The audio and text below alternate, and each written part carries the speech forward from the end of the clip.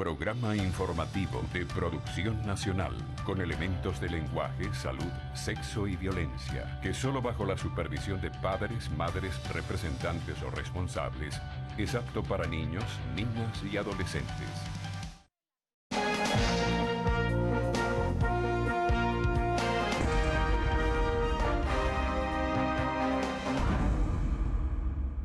Buenos días, buen domingo, buen fin de semana para todos ustedes.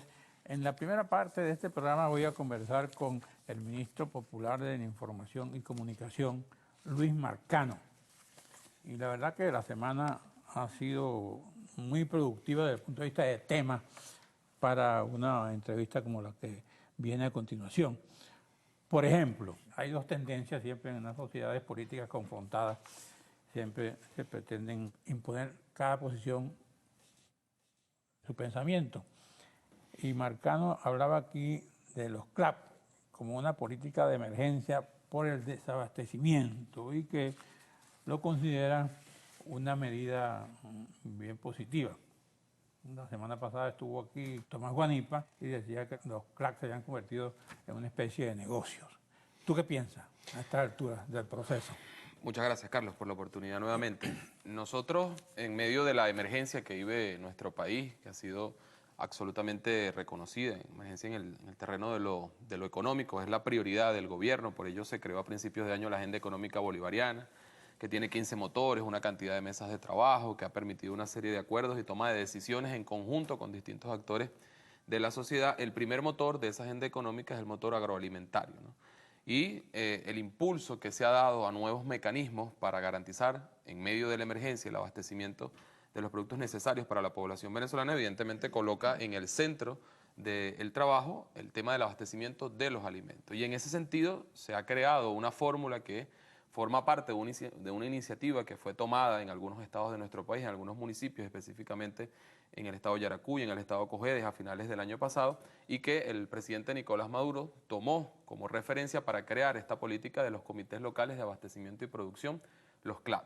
Es una política que, como decía, nace en medio de una emergencia, pero que busca crear unas condiciones estructurales para un nuevo sistema de distribución. Nosotros lo hemos dicho claramente, el sistema de distribución en nuestro país ha estado muy golpeado, ha sido destruido por distintos mecanismos, uno de ellos el accionar permanente de algunos sectores con mucho poder económico en contra de la estabilidad política del país, que han generado grandes distorsiones en el sistema de distribución. Frente a eso, la revolución ha creado este mecanismo de comités locales de abastecimiento y producción, que ha generado mucha expectativa en la población, que tiene resultados muy positivos. Nosotros hoy podemos decir, el presidente lo ha mencionado como un ejemplo de lo positivo.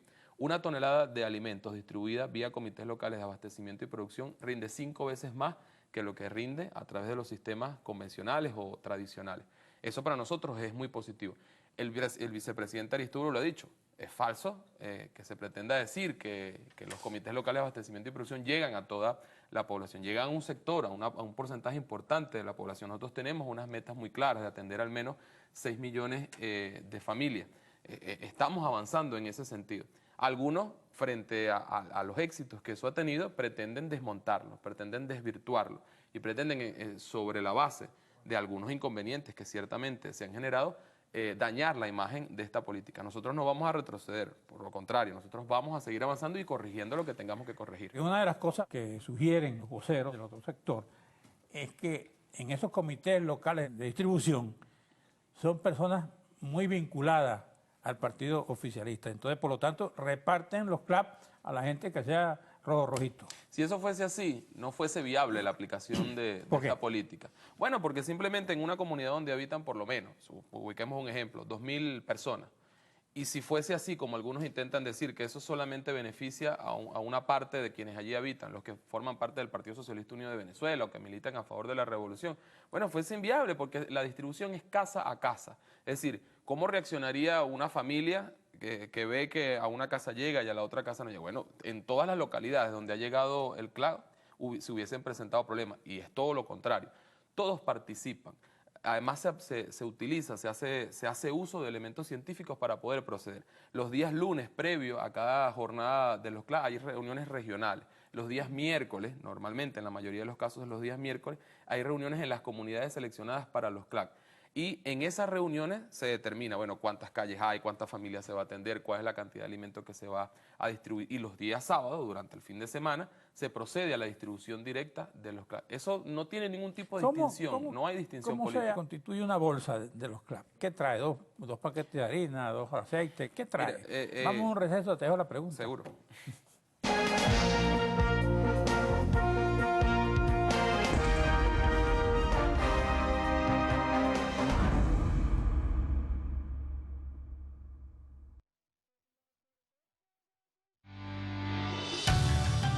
Estás viendo Diálogo con...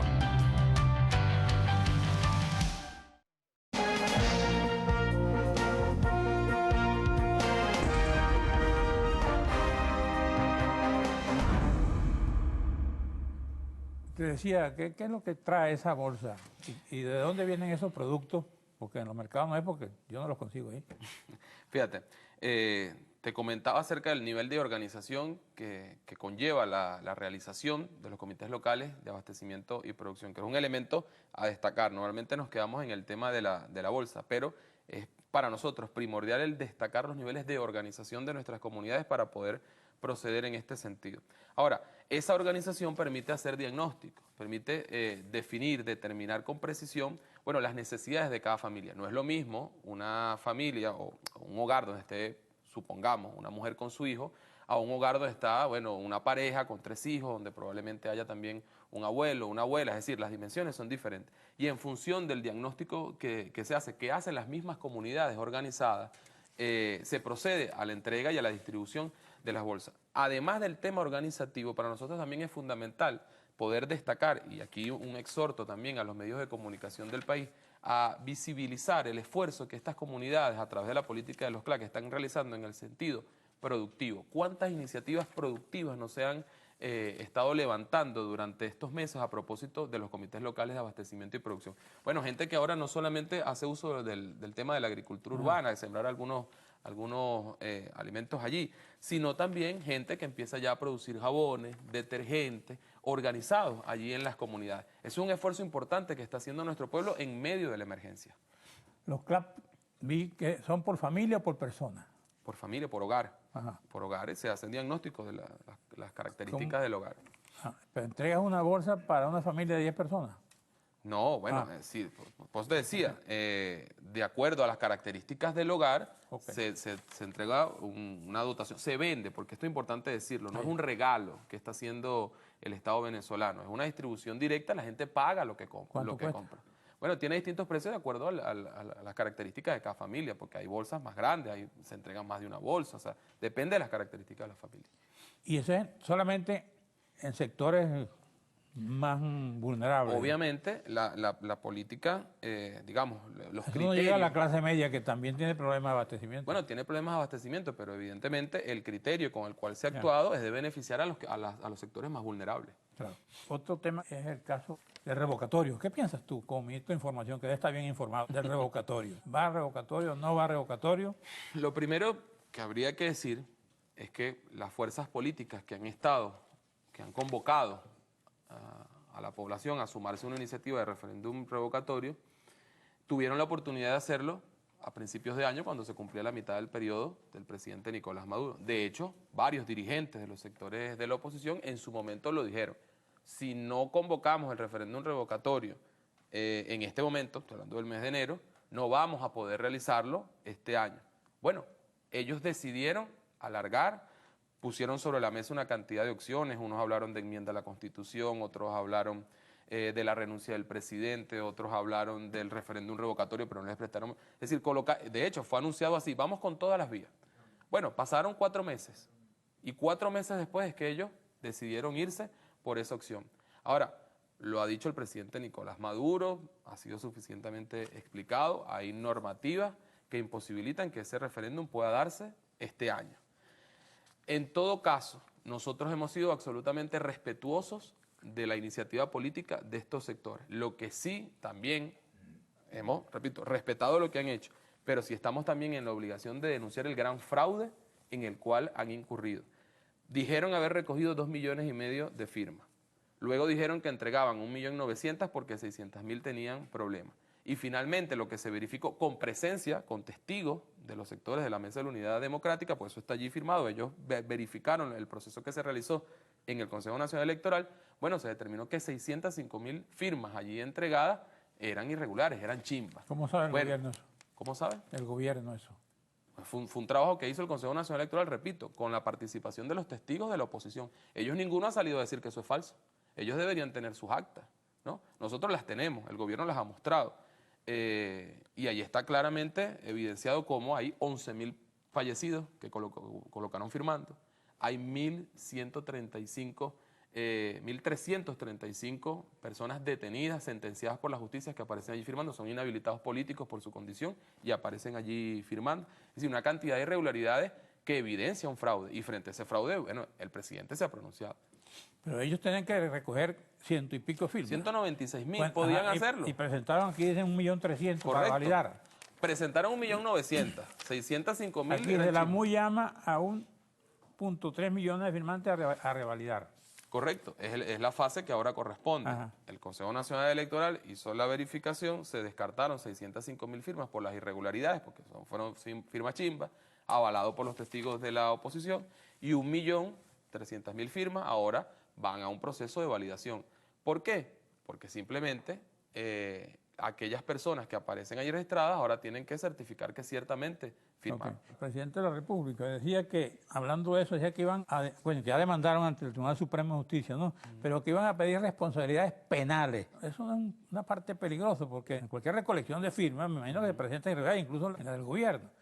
Y si tú sientas un precedente de criminalizar eso, vamos a estar entre juicio y juicio, ¿no? No, nosotros, repito, hemos sido muy respetuosos de la iniciativa política que da a la oposición nuestra Constitución. El referéndum revocatorio es una opción constitucional. Ellos han cumplido un proceso, pero cumpliendo con ese proceso han incurrido en una cantidad significativa de irregularidades, de ilegalidades a juicio nuestro, y por eso la demanda que se ha introducido. Para nosotros es un tema de justicia. Es decir, ¿cómo es posible que 11.000 personas fallecidas hayan sido usurpadas sus identidades para incluirse dentro de un proceso como este? Nosotros simplemente estamos apelando a la legalidad. Aquí hay un reportaje de Hernán Lugo Galicia en el Diario Nacional, dice: oficialismo y CNE, oficialismo y CNE han impuesto 13 trabas al referéndum. Entonces dice cuáles son las trabas. ¿Tú qué piensas de esas trabas? Bueno, ¿Qué comunicas tú sobre esas trabas? No, bueno, es una forma de proceder habitual en los sectores de la derecha venezolana. Ellos entienden como traba el ejercicio del cumplimiento de la Constitución y las leyes. Nosotros estamos apegados a la Constitución y a las leyes. Si eso se entiende como una traba, bueno, allá quien lo quiera entender así. ¿Todos los que firmaron son de derecha? Bueno, no sé, allí seguramente habrá... No, allá seguramente habrá personas que no se identifiquen como personas de pensamiento de derecha o pensamiento conservador o capitalista. En todo caso, nosotros, repito, somos muy respetuosos de las personas que decidieron acudir a ese proceso, pero también, haciendo uso de la Constitución y las leyes, estamos en la obligación de denunciar el fraude y la usurpación de identidades de aquellas personas que, bueno, no querían participar de eso y fueron usurpadas. ¿Cómo ves tú desde tu ministerio esa relación que parece estar avanzando Venezuela-Estados Unidos? ¿Tú sientes que realmente hay un interés de Estados Unidos en normalizar las relaciones con Venezuela y que en un futuro podríamos tener embajadores en ambos países? Ojalá. ¿Lo dices en la próxima parte? Seguro que sí.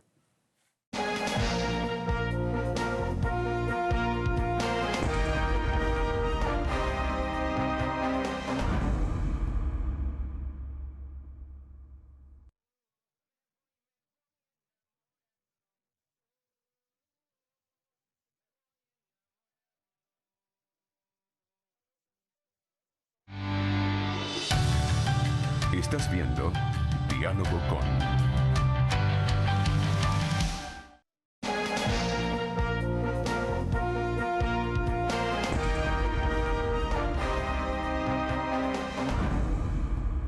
Bueno, conversando con Luis Mercado, ministro del Poder Popular para la Comunicación y la Información.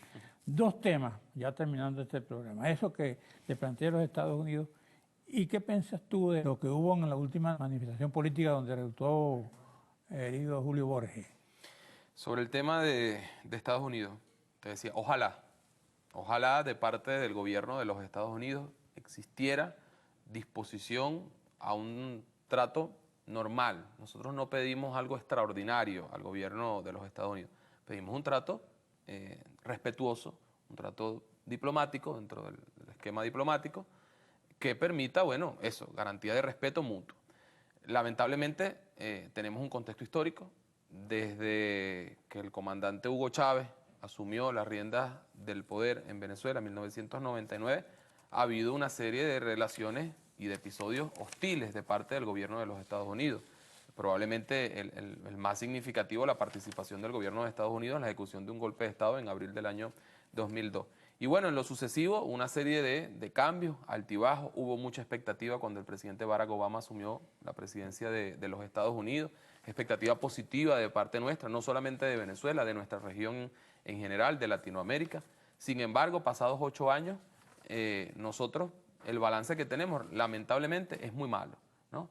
La actitud, el comportamiento del gobierno de los Estados Unidos respecto a nuestros países, su actitud guerrerista en otras partes del mundo, fue la misma, ha sido la misma. Actualmente, en medio de las circunstancias de nuestro país, nuevamente el gobierno de los Estados Unidos ha incurrido en una serie de actitudes hostiles, groseras, agresivas en contra de nuestro país. Este mismo año el presidente Barack Obama ha públicamente salido, algo que no hizo George Bush en su momento.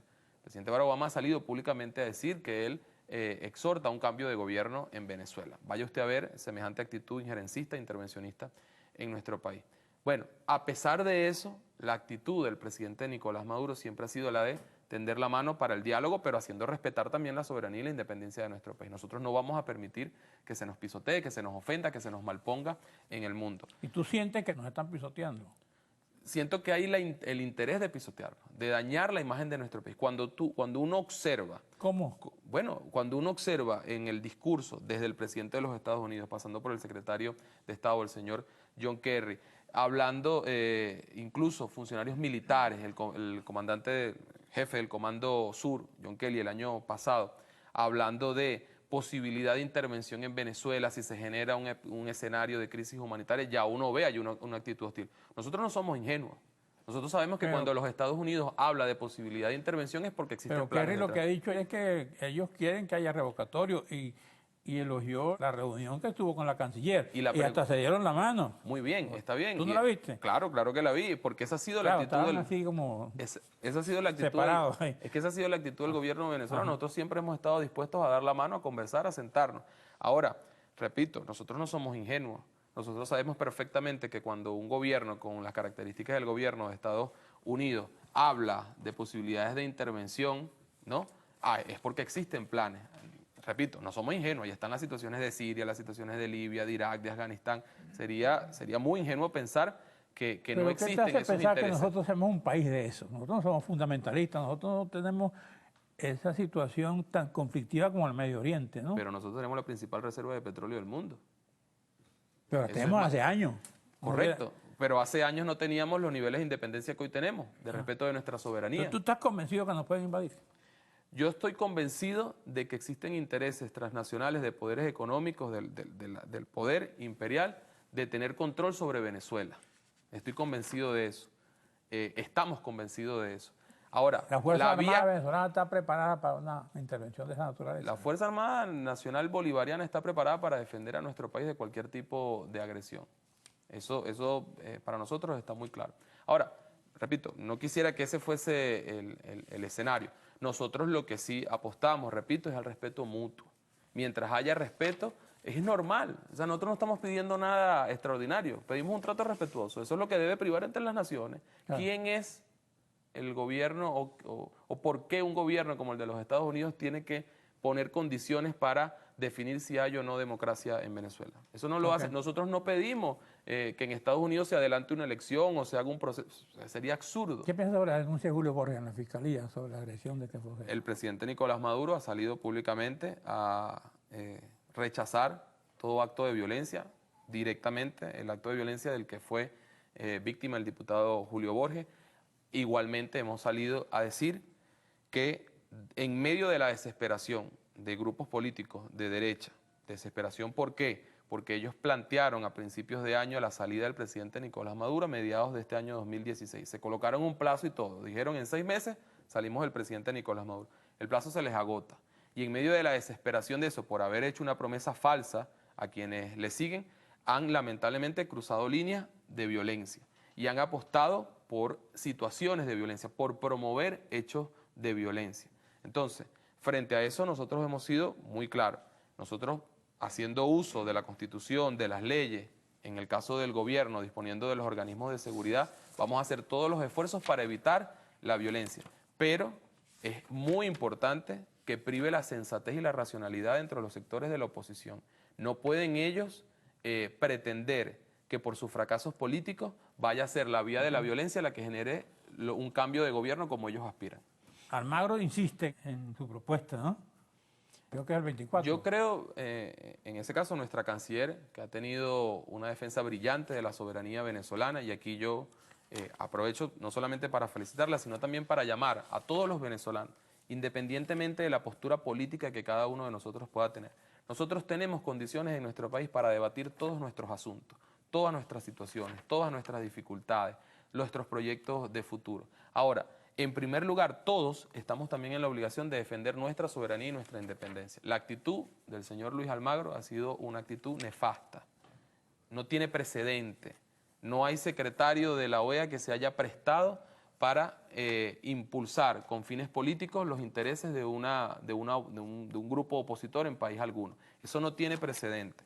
Lamentablemente él asumió esa actitud y, para bien de la democracia venezolana, pero más allá de Venezuela, para bien de la estabilidad de nuestra región, la inmensa mayoría de los países que forman parte de la OEA han rechazado esa postura y han apoyado la diplomacia venezolana. Luis Marcano, como ministro, como ciudadano, ¿cuál es su opinión sobre los llamados colectivos? ¿Son aliados del gobierno o son un grupo independiente?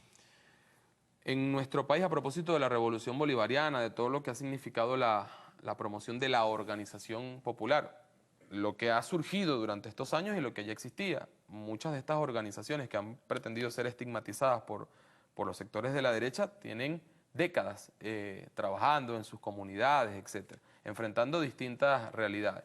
Para nosotros, las distintas expresiones de organización popular forman parte de la nueva democracia.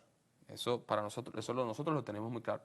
Que haya grupos que hayan pretendido estigmatizar a agrupaciones, colectivos, presentarlos como violentos, eso nosotros lo rechazamos. Si hay alguna organización que pretende colocarse al margen de la ley, al margen digamos, de los organismos de seguridad, tiene que ser castigada y desmontada. Eso nosotros lo tenemos muy claro. Pero tampoco caemos en el chantaje de la estigmatización. ¿Han desmontado algunos? Se han desmontado. ¿Han desmontado algunos? Sí, ha habido, bueno, grupos que comienzan presentándose con un fin social, un fin político y terminan incurriendo en hechos delictivos y ha sido castigado. Fue destituido el jefe de la policía, ¿no? PNV, a petición de ellos. No, petición de ellos. Digamos, ha habido una serie de evaluaciones dentro del Ministerio de Interior y Justicia. Eso no se pretende muchas veces vincular hechos que surgen en momentos determinados con algunas características con decisiones del Ministerio de Interior y Justicia. Eso no es así. El mismo ministro de Interior y Justicia ha aclarado suficientemente el tema y forma parte, repito, de una estrategia, de una intención que busca desvirtuar los organismos de seguridad. ¿Cómo enfrenta Luis Marcano, desde el punto de vista de comunicación, esas matrices? Con la verdad, nosotros, fíjate, no es nuevo para la revolución bolivariana. En esta oportunidad yo tengo, digamos, este rol, pero, digamos, en general, la revolución bolivariana durante todos estos años ha tenido una lucha permanente, sistemática, en contra de la manipulación. Y nosotros hemos sido muy claros. Bueno, nosotros estamos obligados con la bandera de la verdad a enfrentar cada vez con mayor fuerza, con mayor creatividad, con discurso renovado, con nuevas fórmulas, esas intenciones de desvirtuar nuestra realidad. ¿Qué dice Luis Marcano cuando llega a su casa y le preguntan cuándo acaban la cola? Porque algún familiar tuyo ha estado en la cola. Claro, varios. Y no llegan molestos. Claro, a nadie le puede gustar. A todo el mundo. ¿A qué dices tú frente a qué explicación le das a ellos? Bueno, hay una realidad del país. Nosotros recibíamos hace 3 años un ingreso petrolero de 3.000 a 3.500 millones de dólares. Bueno, ese ingreso se vino a 70, 100 millones de dólares en lo que va de este año 2016. Además, nosotros, y eso está demostrado, hemos sido víctimas de la estabilidad económica de nuestro país, de una serie de agresiones de parte de factores con fines políticos. Hay una situación de emergencia que nosotros hemos admitido. Ahora, esa situación tiene unas consecuencias. Las colas son consecuencia de esas situaciones. El gobierno, ¿qué le toca? Hacer el esfuerzo mayor, colocar los planes de trabajo, convocar a los actores de la sociedad a trabajar unidos para solventar eso. Eso es lo que nos corresponde a nosotros. ¿O algún familiar tuyo ha sido víctima del AMPA? Yo no. Tengo familiares que sí. ¿Qué piensas tú de la inseguridad? ¿Cuándo crees tú que vamos a anunciar medidas sobre...? Bueno, medidas se han anunciado. Ahí están las operaciones de liberación del pueblo que se han realizado en distintos sectores del país, que han tenido resultados significativos. Es preocupante, es grave. Finalmente, ¿qué piensas tú de lo que ocurrió en los Estados Unidos, en Orlando? Bueno, es muy lamentable. Allí hay una serie de debates que no son de ahora, tienen muchos años acerca del tema del acceso de la población a las armas. Esperemos que eso pueda corregirse por el bien de la población estadounidense. Bueno, gracias. A ti, Carlos. Gracias a usted, amigos televidentes. En la próxima parte voy a conversar con Amalio Almonte.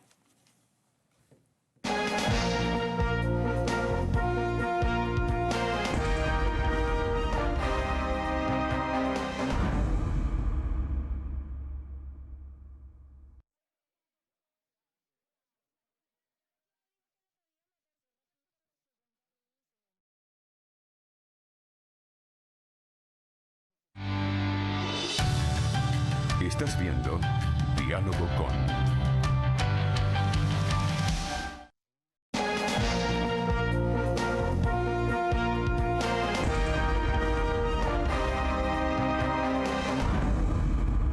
Bueno, ahora voy a conversar con Amalio Almonte, doctor, es secretario general de la Universidad Central de Venezuela, un venezolano muy reconocido en este país por su trayectoria. Hablando de eso, cuando venía a grabar este programa me encontré con la directora del noticiero, Lodalis López, y me dije que había llegado una información donde Carlos Croes y este programa de Diálogo con habían ganado el Premio Nacional de Periodismo de la Fundación Simón Bolívar, con otros colegas, incluyendo Diario Panorama, entre ellos también Eligio Rojas, y otros venezolanos que merecen también ese galardón. Yo he dicho que los premios ni se buscan ni se renuncian, de manera que agradezco haber tomado en cuenta mi nombre. Yo, como no lo busqué, tampoco lo renuncio, ¿no? Así que esto es una contribución al modesto aporte que uno puede hacer desde la televisión, sobre todo en este programa Diálogo con, que es tribuna para todos los sectores del país. Aquí no hay discriminación, ni tengo complejos en entrevistar personas de un lado y del otro, y independientes, radicales, aquí vienen esas personas. Bueno, y te felicito, Carlos, por ese muy merecido premio y también al programa y a todos tus productores y el equipo. Sí, señor, me corresponde no solo al productor del equipo, a los camarógrafos, a todos los que trabajan y contribuyen a que esto salga. Bueno, muy bien. Sin ellos sería imposible. Así es. Hablando de lo imposible, ¿es imposible un diálogo en este país, doctor Belmonte? Yo creo que no, yo creo que siempre hay la posibilidad para un diálogo en circunstancias más difíciles en otros países, en otros momentos. Yo nunca he olvidado el diálogo que hubo entre Kissinger y Lech Duc, que era el canciller de Vietnam del Norte. Y recuerdo la actitud del canciller de Vietnam del Norte que dijo, ¿por qué usted no se sienta? Es que no ha llegado el señor Kissinger y por respeto lo que tengo que esperar de pie. Y estaban en guerra. Y así pues ha habido circunstancias en América Latina, en Centroamérica, donde ha sido posible buscar áreas de entendimiento. Siempre, claro, hay que decirlo, que quien puede propiciarlo con mayor capacidad y con mayor posibilidad de que el diálogo se pueda dar es quien gobierna. Es verdad que también es cierto que la disposición... ¿Y tú crees que hay voluntad en el gobierno para ese diálogo? No se percibe. Puede que haya uno que otra persona, pero como equipo de gobierno, como modelo político, por llamarlo incluso en esos términos, hay quienes en el propio gobierno dicen que ellos son una especie de modelo absoluto, que no hay otra verdad ni otro modelo distinto al suyo. Cuando se piensa así, en términos tan radicales, es muy difícil tratar de entender que hay otras formas de ver la vida, hay otras posibilidades. Hay alguna que otra individualidad. ¿Y eso a dónde nos lleva? Al final. Eso no nos conduce a ninguna parte positiva, porque en este país no se puede gobernar ni hacer nada sin la participación del otro. Es decir, el país tiene muchos problemas, tiene muchas situaciones que dificultan la posibilidad de avanzar, y sin que se tome en cuenta el otro, va a ser bastante cuesta arriba poder buscar un camino que nos permita salir de esta situación. Profesor, ¿Qué evaluación tiene usted ahorita de la situación del país y de los gobiernos? Si le tocara dar una clase sobre esta materia. Bueno, en primer lugar veo el país como, diremos, descompuesto. Ciertamente es una sociedad que está muy fragmentada, muy descompuesta, que tiene un peso institucional muy débil. Es un país muy debilitado institucionalmente, es un país donde además está poblado de una gran frustración colectiva y donde no se percibe un futuro cierto a corto plazo y donde se están además activando procesos que pueden conducir a un conflicto mucho mayor que el que tenemos ahora y a una especie de anarquía social que hay que detener, creo yo, y que hay que procurar entenderla para buscar una solución que no sea la guerra. Es decir, no exagero, porque además yo no estoy de acuerdo con que haya un conflicto de tal magnitud que nos fragmente más de lo que estamos haciéndolo. Pero es un país que se puede decir que está en preconflicto, que están dadas las condiciones para que se pueda producir alguna situación que nos conduzca a un conflicto mayor que el que tenemos ahora, y eso no es bueno. Eso hay que atenderlo y eso es lo que obliga, y tiene que ver con tu primera pregunta, obliga a entenderse, a entender el otro y obliga a que el gobierno, que es el más responsable o el gran responsable para buscar ese entendimiento y el que puede corregir, pues ciertamente. Claro. Se está hablando mucho del revocatorio y en la primera parte del programa estuve yo a Marcano, ministro de Información y Opinión, y él decía que en las cuentas del gobierno no dan los tiempos para el revocatorio que plantea la oposición. Usted, desde su posición de académico, ¿qué visualiza? Bueno, fíjese que, Carlos, el problema inclusive no sería ni el tiempo.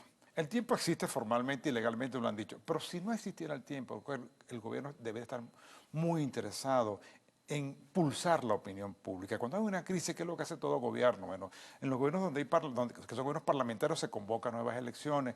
En otros gobiernos donde priva el Poder Ejecutivo, el gobierno trata de recoger alguna opinión y corregir parte de lo que está haciendo como programa.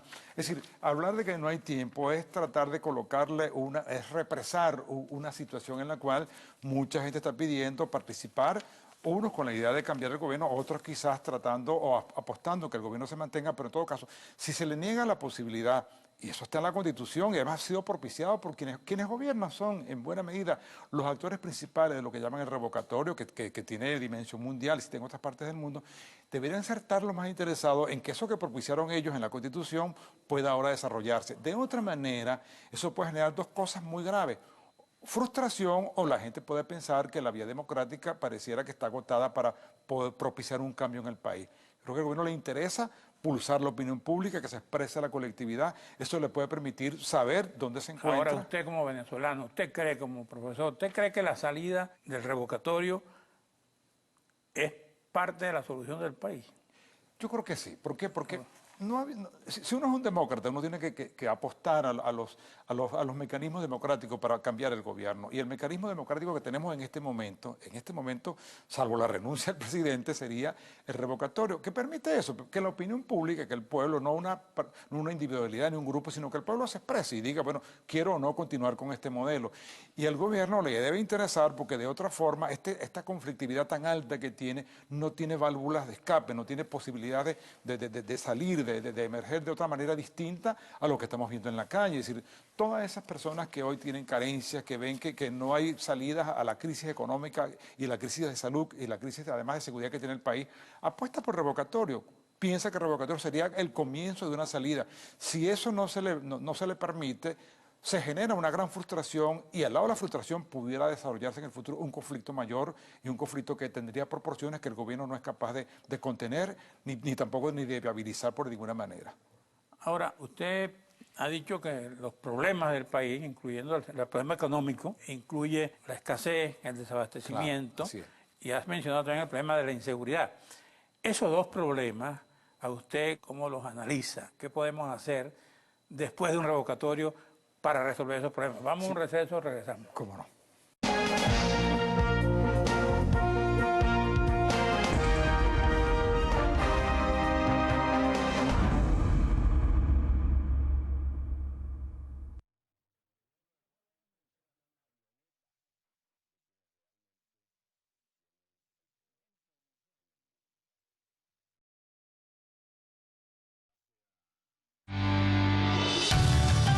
Estás viendo Diálogo con...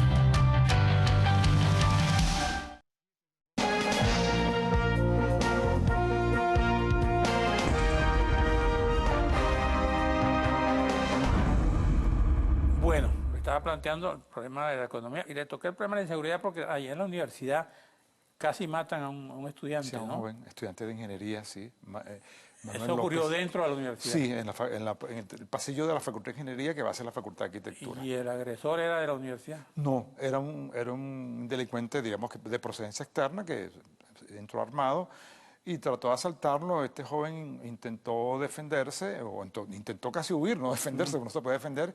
Él le disparó, pero la vigilancia interna pudo aprenderlo y lo entregó al 6CPC y el joven ya está en una clínica y se está reponiendo porque la bala, diremos, se le rozó, no entró en la masa craneana, en la masa encefálica, perdón, y creo que se va a recuperar de hoy a mañana, felizmente para En el caso nosotros. del desabastecimiento y la escasez, ¿la universidad sufre eso también como institución? Sin lugar a dudas, fíjese. Carlos, ahí faltan reactivos, tenemos problemas inclusive para el transporte de los estudiantes, para el comedor universitario, para las salas clínicas, para todas las investigaciones de la Facultad de Farmacia, la Facultad de Veterinaria, la Facultad de Agronomía. Todas las facultades nuestras requieren unos insumos que no se consiguen, o son muy costosos, o el proveedor, diremos, no existe en Venezuela y es un proveedor externo. No tenemos dólares para abastecernos. Es decir, muchas de nuestras investigaciones todavía persisten porque hay recursos que se han ahorrado de una ley que existió anteriormente que permitía que la universidad pudiera proveerse de recursos para investigar.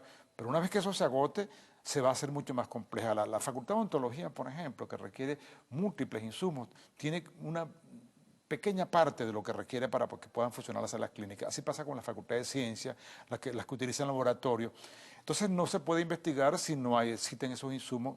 Los profesores que están en el exterior se han reducido a 5 profesores. En el pasado tuvimos 300 profesores. No tenemos cómo hacer un seminario internacional, cómo asistir a congresos.